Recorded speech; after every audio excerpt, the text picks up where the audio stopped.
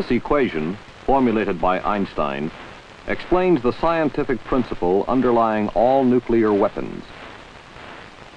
In this equation, E is equal to energy. M is equal to mass. And C is equal to the speed of light.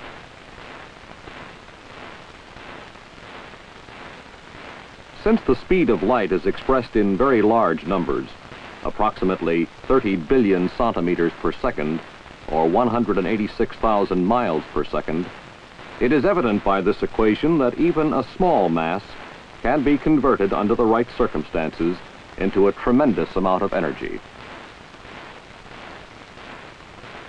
This energy is released as a nuclear explosion. Its destructive yield may range from the equivalent of a few tons of TNT to millions of tons. Like thunder, the sound of a nuclear explosion follows the flash of light. Because of their destructive power, these weapons may produce mass casualties, casualties far in excess of our medical resources. The purpose of this film is to review briefly the types of injuries which may occur, and to help reduce the number of casualties by explaining what evasive action can be taken in event of a nuclear weapons attack. The energy released according to this equation results from one of two basic nuclear reactions, fission or fusion. Historically, the first of these to be applied to a nuclear weapon is fission. Fission results when the nucleus of a heavy, unstable atom is struck by a neutron, a subatomic particle. The target atom splits into two smaller atoms with a release of nuclear energy and some other neutrons. The phenomenon of atomic fission makes it possible to produce an atomic chain reaction. This occurs when neutrons released from one fissioned atomic nucleus collide with other nuclei. If billions of atoms are present in the reaction, billions of atomic explosions take place, instantaneously, and with intense heat.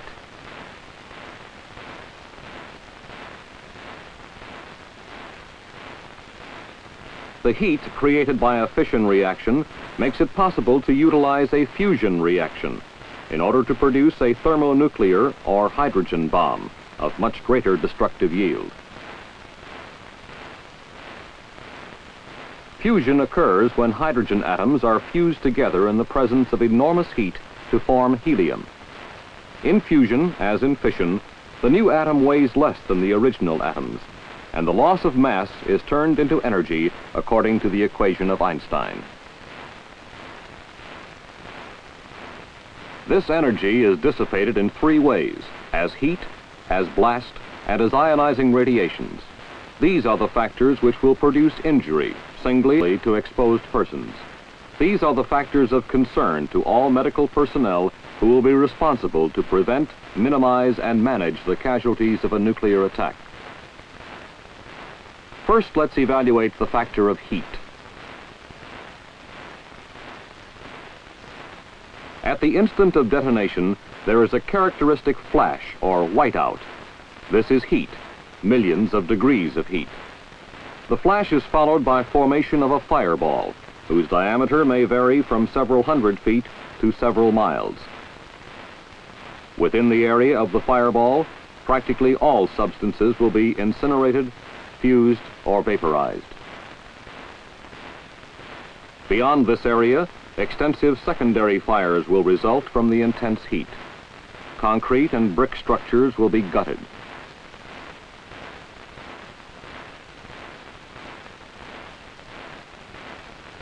Wooden structures will be razed.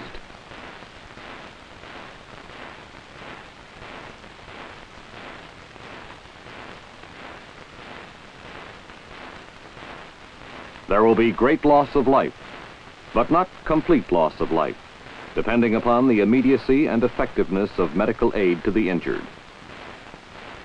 Here is a typical flash burn injury. Some areas, such as the collar line, the nostrils, and portions of the ear, were shadowed from the flash and escaped injury. Here is another flash burn.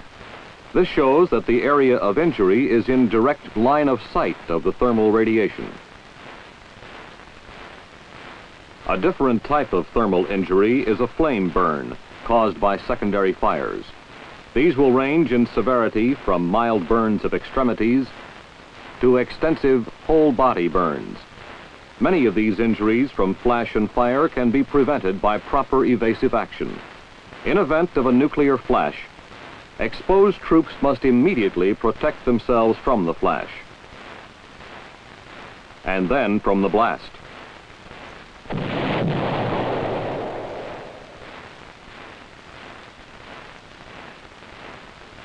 What about this factor of blast? The blast, or shock wave, travels at a speed of 1 mile in 5 seconds. Its sound may be a sharp report or a low rumble, depending on atmospheric conditions and terrain.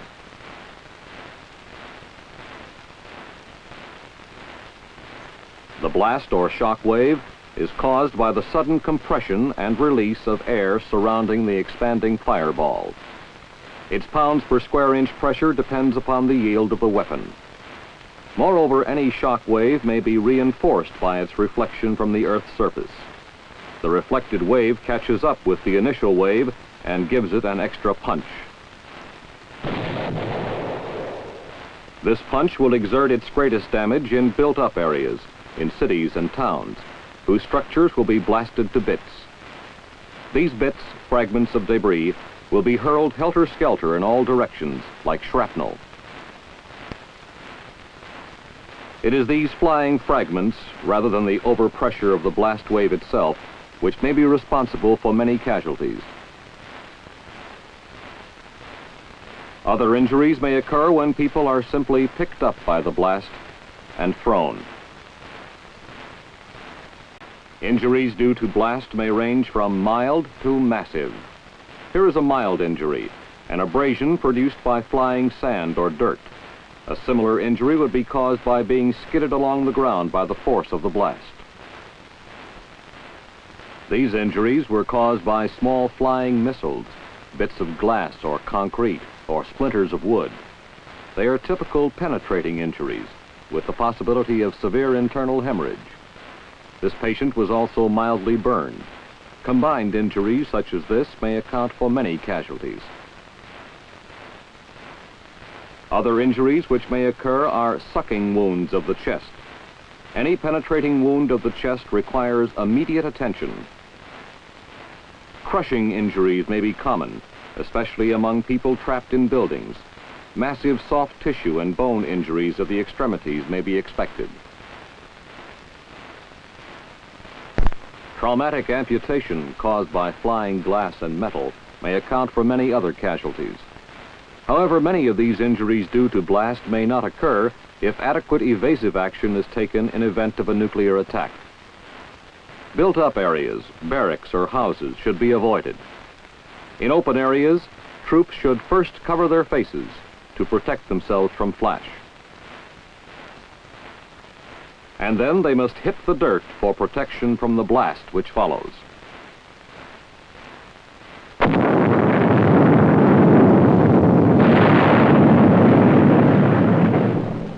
Finally, let's take the factor of ionizing radiations. In any nuclear explosion, 4 different ionizing rays or particles are emitted. Of these, gamma rays and neutrons are of greatest immediate importance. Within the first 90 seconds of a nuclear explosion, gamma rays and neutrons are emitted as initial radiations. Each has great penetrating power and can kill a man as surely as heat or blast.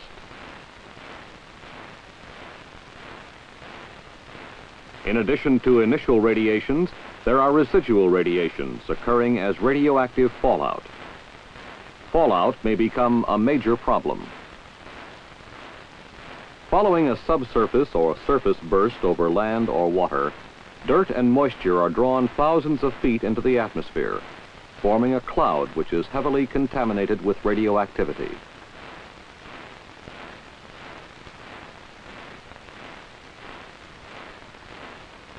Depending upon weather conditions, This cloud could travel many miles downwind from the site of detonation, depositing radioactive fallout on large areas of the countryside.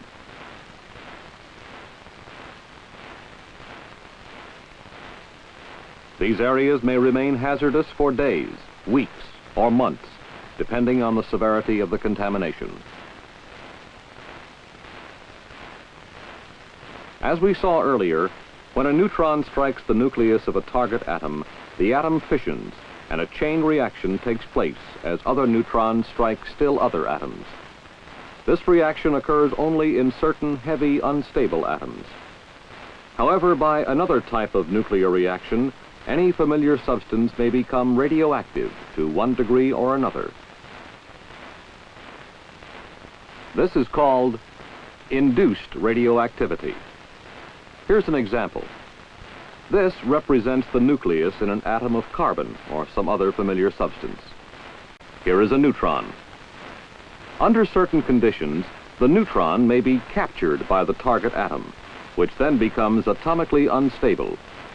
It doesn't fission, but it does emit beta particles and gamma rays. It has become radioactive and therefore capable of producing injury.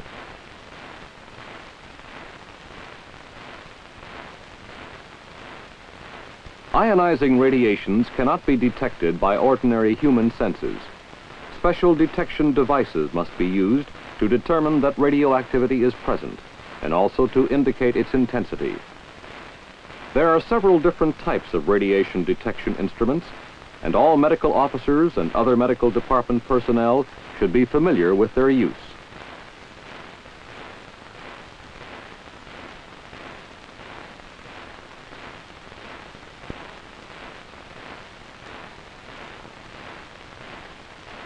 Radiation injuries vary in severity from mild to fatal.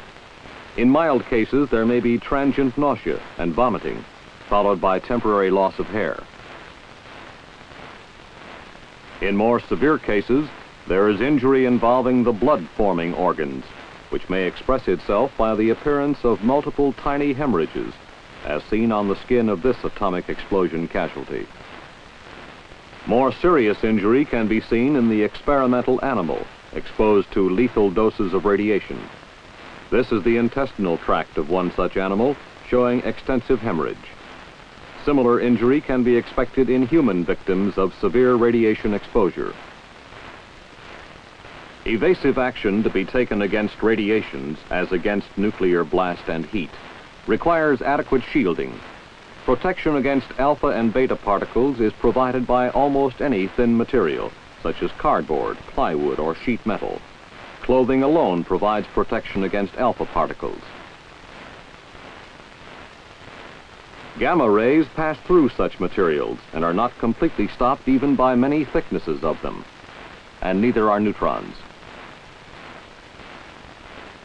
Neutrons are stopped by substances with high hydrogen content, such as water. Gamma rays are stopped by dense materials, such as lead, concrete, and earth.